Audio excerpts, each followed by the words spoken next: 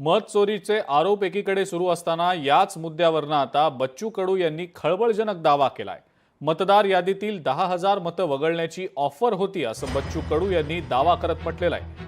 मत न देणाऱ्या मतदारांना यादीतनं वगळण्याची ही ऑफर होती। सरकारमधल्या काही लोकांनी ही ऑफर दिल्याचा बच्चू कडूंनी दावा केलेला आहे। मला याची ऑफर आली होती। मी आता सगळे ते पुरावे गिरावे शोधतो आहे त्या काळातले। मी व्हॉट्सअप केलं, कॉल होते, रेकॉर्ड असेल तर ते सगळं रेकॉर्डासहित आणि त्याच्यासहित सादर करून 10,000 मतं तुमची आम्ही गायब करतोय। तुम्हाला कोणते मतं भेटत नाही ते मताची लिस्ट देऊन द्या, आम्ही गायब करून टाकतो।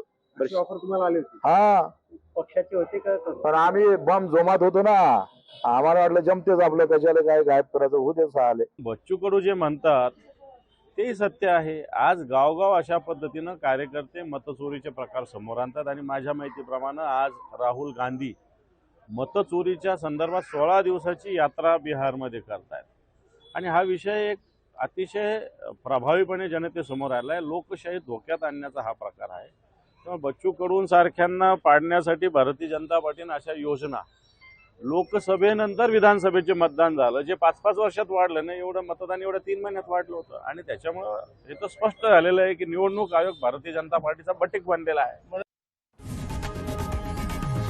लोकशाही मराठी ऐका, पहा, जागरूक रहा।